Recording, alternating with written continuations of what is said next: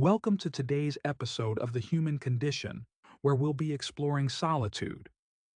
In a world that celebrates connection, productivity, and constant interaction, solitude has become a complicated idea. Some view it as luxury, a privilege in a noisy and crowded world. Others see it as a vital necessity for human flourishing. Without it, we lose ourselves. Philosophers, religious teachers, and poets have all written about solitude in ways that reveal both its power and its dangers. For instance, Henry David Thoreau retreated to Walden Pond to demonstrate that living deliberately requires moments of profound aloneness. Søren Kierkegaard taught that only in solitude can one stand fully before God. And Jean-Paul Sartre, while wrestling with the anguish of freedom, also recognized solitude as the site where choice becomes most authentic. But solitude is not just a philosophical matter, it also appears in literature and art. Rainer Maria Rilke called solitude a kind of apprenticeship to love and creativity. Emily Dickinson lived much of her life in seclusion, turning her inner world into some of the most enduring poetry of the modern era. Even religious traditions, from Buddhist monks seeking enlightenment in caves to Jesus withdrawing into the wilderness, treat solitude as a place of transformation. As we move through this video, we'll ask, is solitude something we can live without, or is it as essential as food and water for the soul? When we speak of solitude, it is tempting to reduce it to the idea of being alone. Yet solitude is far more profound than physical isolation. Solitude is a condition of the spirit, a dialogue with oneself and sometimes with the divine. Philosophers have often distinguished between loneliness, a painful sense of absence, and solitude, which can be an intentional, even liberating choice. Søren Kierkegaard, for example, insisted that only in solitude can the individual truly stand before God, stripped of distractions and false social roles. Jean-Paul Sartre, though famous for declaring that hell is other people, also recognized solitude as the raw stage where freedom becomes visible, where no one else can decide for us. In literature, solitude has been depicted as a powerful theme. Emily Dickinson, who lived most of her life in seclusion, turned solitude into the ground of poetic vision, writing that the soul selects her own society, then shuts the door. Rainer Maria Rilke suggested that solitude is not a void but a presence, telling us to love your solitude and bear with the sweet pain it causes. Even Henry David Thoreau in Walden argued that solitude reveals a deeper harmony between the self and nature, an antidote to the numbing effect of conformity. Religious traditions have also sanctified solitude. In Christianity, Jesus retreated to the wilderness for prayer and preparation, showing that being alone can be an act of divine intimacy.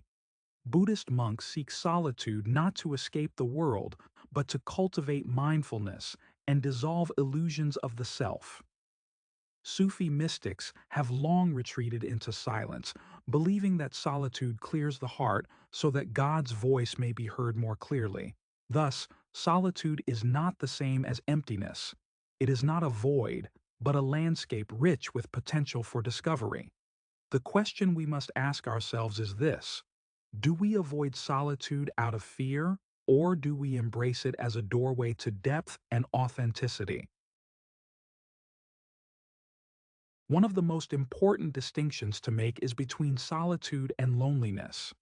Loneliness is often an ache, the pain of disconnection, the sense that something vital is missing.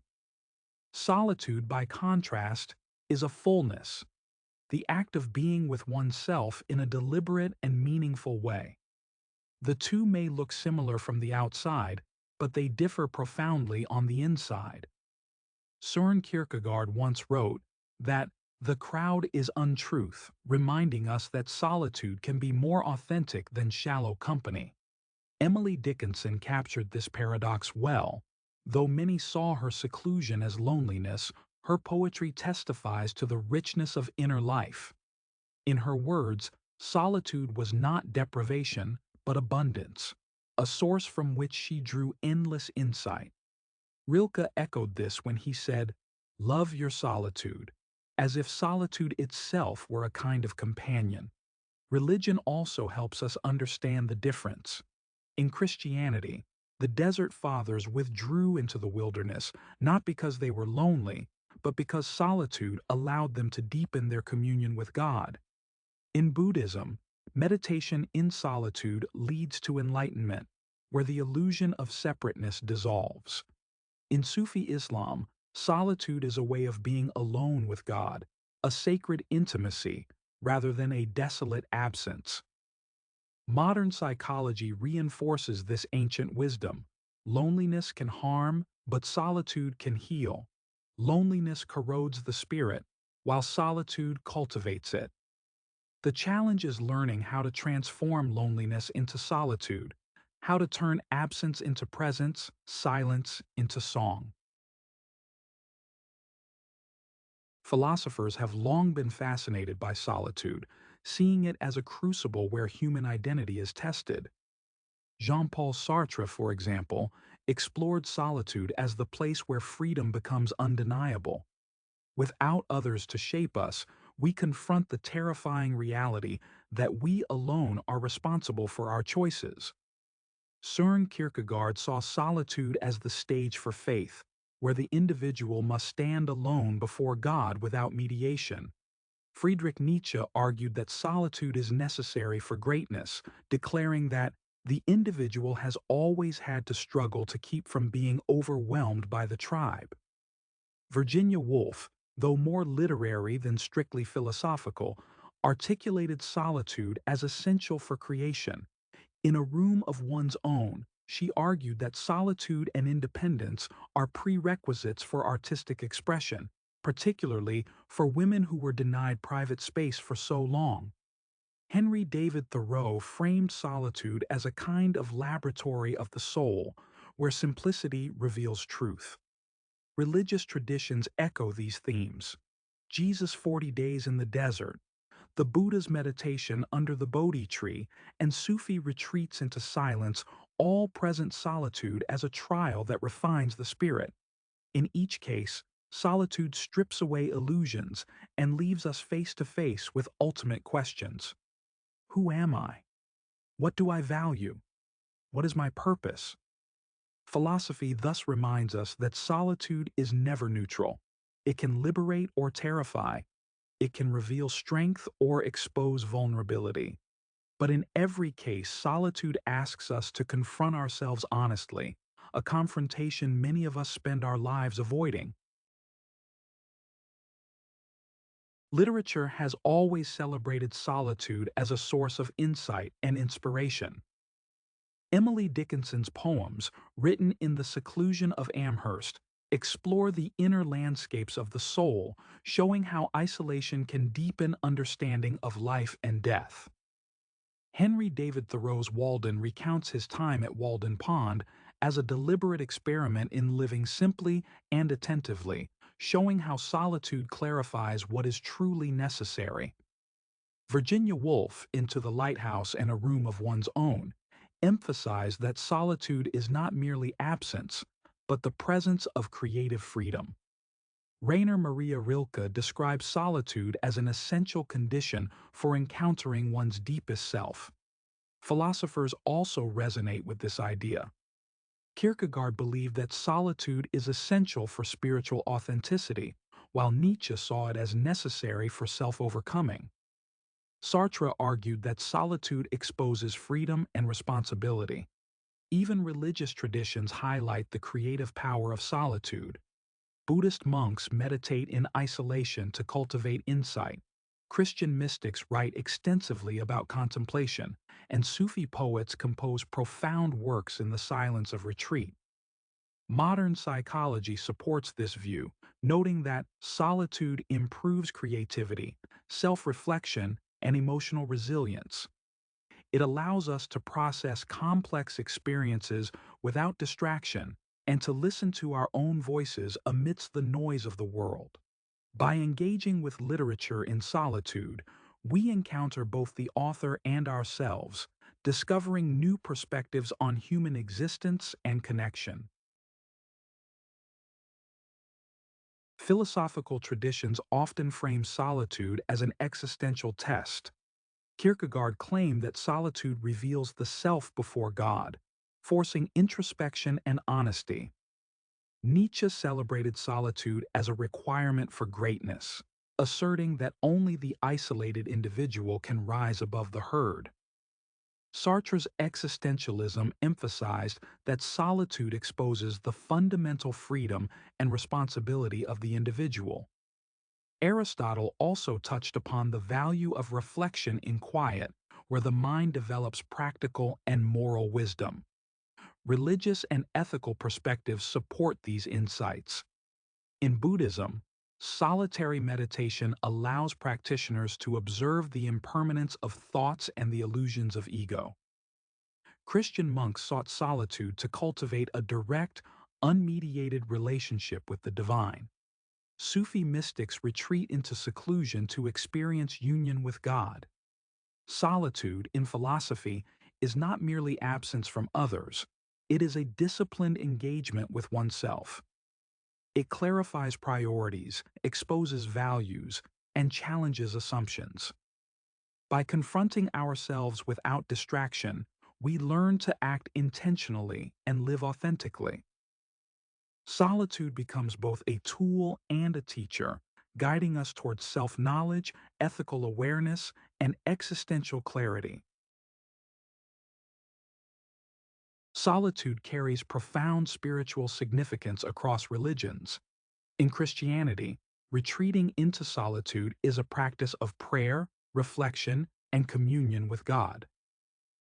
The Desert Fathers exemplified this, living apart from society to confront spiritual realities.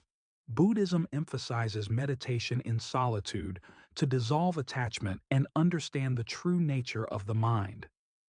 Sufi mystics seek isolation to experience divine love, showing that seclusion can be a path toward the sacred.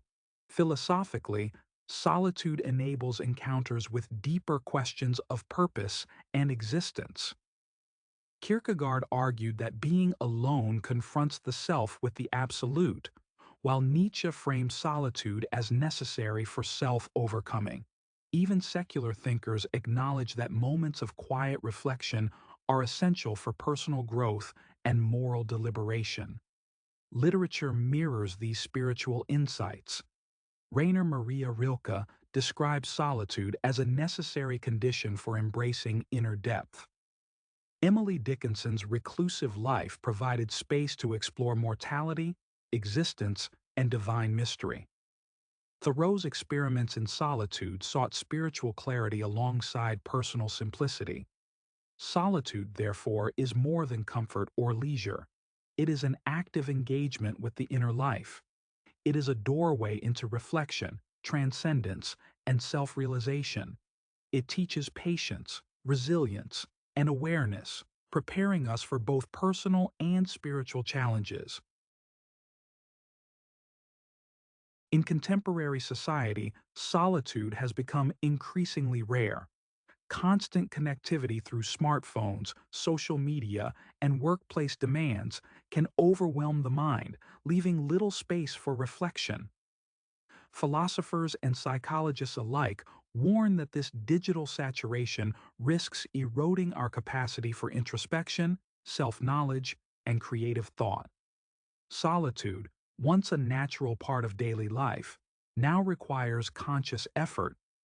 Literary and philosophical voices remain relevant. Thoreau's retreat to Walden Pond contrasts sharply with today's always-on lifestyle.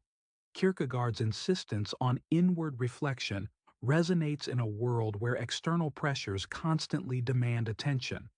Rilke's call to embrace solitude reminds us to reclaim intentional quiet. Religious traditions also highlight the importance of intentional separation from society. Monastic communities, Meditative retreats and spiritual exercises offer structured approaches to solitude, even in busy lives. Modern practitioners can adopt similar methods: unplugging, observing silence, journaling, or walking alone. These practices foster clarity, emotional stability, and creative insight. By deliberately creating moments of solitude, we resist the pressures of modern distraction. We discover depth, develop resilience, and nurture our inner lives. In a world of overwhelming choice, solitude becomes a sanctuary for thought, reflection, and presence. Modern psychology confirms what philosophers and spiritual leaders have long observed. Solitude provides tangible cognitive and emotional benefits. Studies suggest that periods of quiet reflection enhance creativity, focus, and problem solving. Solitude allows the mind to organize thoughts, process emotions, and integrate experiences. Literary and philosophical examples echo this. Dickinson's poems reflect an intimate and disciplined engagement with her own consciousness. Thoreau's Walden demonstrates the mental clarity gained from deliberate isolation. Sartre reminds us that solitude exposes freedom and responsibility, leading to authentic choices and self-understanding. Religious traditions also support these findings. Meditation in Buddhist practice cultivates attention, emotional regulation, and resilience. Christian contemplation deepens understanding of self and God. Sufi retreats promote emotional balance and spiritual insight. By intentionally seeking solitude, we provide space for reflection, growth, and creativity. We strengthen mental resilience, deepen insight, and cultivate emotional intelligence. Far from being a luxury, solitude is a psychological necessity, allowing us to thrive in both personal and social life. Solitude is not only psychologically and spiritually beneficial, it can also serve as a moral practice. Reflection in solitude allows us to evaluate our choices, motives, and actions with honesty. Philosophers like Aristotle emphasize contemplation as a key component of virtuous life. Kierkegaard viewed solitude as a spiritual and ethical necessity, confronting us with responsibility for our actions. Literary examples abound. Rilke and Dickinson explore self-examination and moral insight through reflection and poetic expression. Thoreau's isolation enables ethical clarity, revealing how society often compromises conscience and authenticity. Religious traditions echo these themes. Christian monasticism, Buddhist meditation, and Sufi retreats cultivate self-awareness and ethical sensitivity. Solitude encourages deliberate, considered action rather than impulsive or socially driven behavior. Through intentional time alone, we gain the clarity needed to act morally, live intentionally, and align our choices with our deepest values. Solitude becomes a laboratory for ethical and personal growth, preparing us to face the complexities of modern life with integrity. Solitude is often the birthplace of creativity. Alone, free from social distraction, our minds can wander, experiment, and innovate. Writers like Dickinson and Woolf produced their greatest work in isolation. Thoreau's reflections at Walden Pond show how solitude nurtures clarity and originality. Philosophers, too, emphasize the connection between solitude and insight. Nietzsche viewed solitude as essential to producing profound, original ideas. Sartre noted that being alone allows us to confront freedom and responsibility, creating fertile ground for thought. Religious contemplatives often describe similar experiences. Buddhist monks report heightened awareness and insight during solitary meditation. Christian mystics and Sufi poets achieve spiritual and creative breakthroughs in isolation. In modern life, Cultivating solitude can enhance problem solving, artistic expression, and reflective thinking. By intentionally creating time for solitude, we open space for discovery and inspiration, allowing the mind to wander in productive, meaningful ways. While solitude offers numerous benefits, excessive isolation can be harmful. Loneliness, depression, and social disconnection can arise if solitude is not balanced with meaningful relationships. Philosophers recognize this tension. Aristotle stressed that humans are social beings, and even deep reflection requires some engagement with others. Literature warns as well. Dickinson's reclusiveness was inspiring, yet she often expressed longing for connection. Thoreau cautioned against retreating entirely from society. Modern psychology emphasizes the importance of social interaction for mental and emotional health. Religious traditions balance solitude and community. Monastic life includes shared rituals and mentorship. Buddhist and Sufi practices incorporate both retreat and communal engagement. The key is intentionality.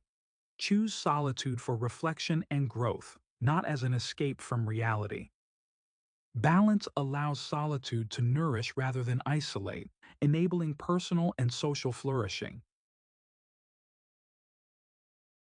Cultivating solitude requires deliberate effort. Begin by scheduling quiet time, away from screens and distractions. Journaling, walking, meditation, and contemplative reading are practical tools. Literature and philosophy offer guidance. Thoreau's experiments at Walden, Dickinson's disciplined creativity, and Kierkegaard's reflections on inwardness all provide models. Religious practices also suggest structured solitude. Monks and mystics use daily rituals to deepen reflection. Buddhists meditate in seclusion to sharpen mindfulness. Christians practice contemplative prayer. These methods foster awareness, insight, and spiritual grounding. Psychology suggests that even short periods of solitude improve focus, creativity, and emotional regulation. Over time, solitude becomes a habit, a cultivated space where insight and clarity naturally emerge.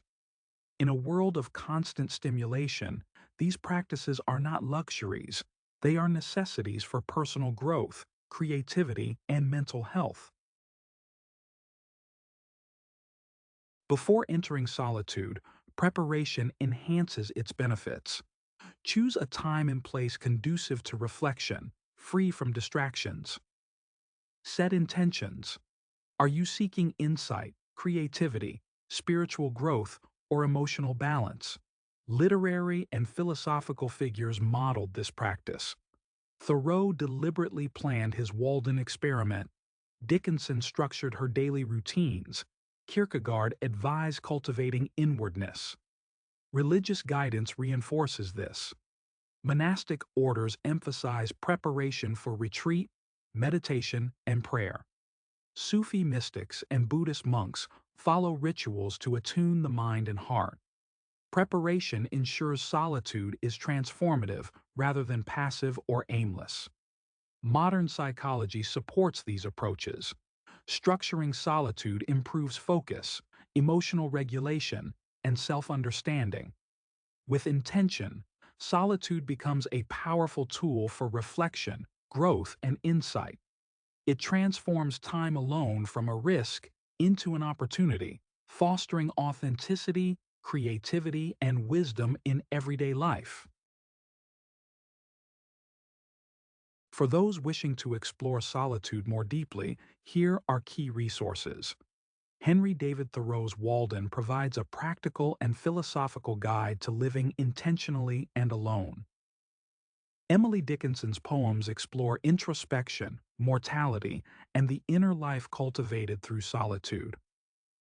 Friedrich Nietzsche's Thus Spoke Zarathustra encourages solitude as a path toward personal greatness and self-overcoming. Podcasts like Philosophize This, hosted by Stephen West, make philosophical ideas about solitude, freedom, and reflection accessible and engaging. On Being with Krista Tippett often addresses the role of quiet, contemplation, and reflection in a meaningful life. Websites such as the Stanford Encyclopedia of Philosophy provide peer-reviewed entries on solitude, ethics, and existentialism. Other books explore solitude through different lenses. Rainer Maria Rilke's Letters to a Young Poet shows how retreat and reflection cultivate creativity and emotional depth. Kierkegaard's Either Or highlights the spiritual and ethical significance of inwardness. Aristotle's Nicomachean Ethics underscores the importance of reflection in cultivating a virtuous and balanced life.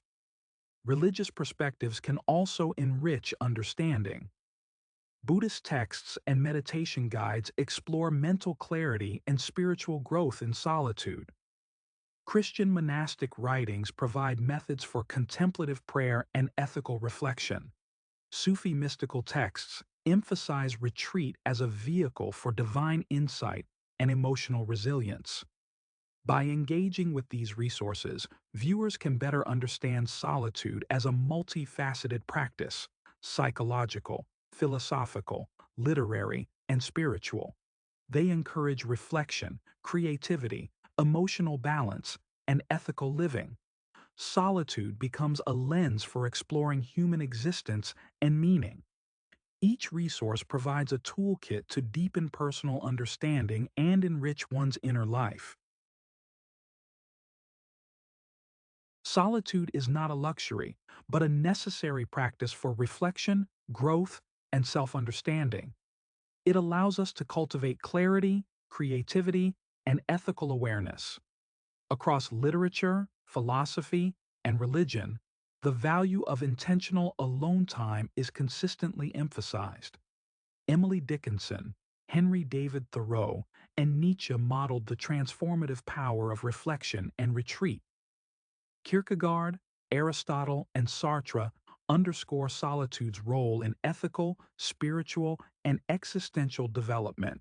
Religious practices from Buddhism, Christianity, and Sufism highlight how seclusion fosters insight, mindfulness, and divine connection. Modern psychology confirms these benefits, showing how solitude improves focus, emotional regulation, and resilience. Solitude enables us to face life deliberately rather than reactively.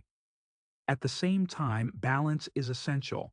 Excessive isolation risks loneliness, depression, and social disconnection.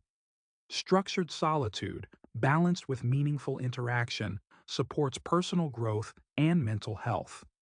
Cultivating solitude requires intention, preparation, and practice. Walking alone, journaling, meditating, and contemplative reading are practical methods to integrate solitude into daily life.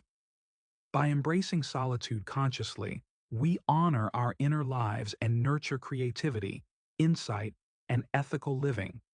It is both a refuge and a path, guiding us toward authenticity and meaning. Solitude transforms not only our relationship with ourselves, but also how we engage with others.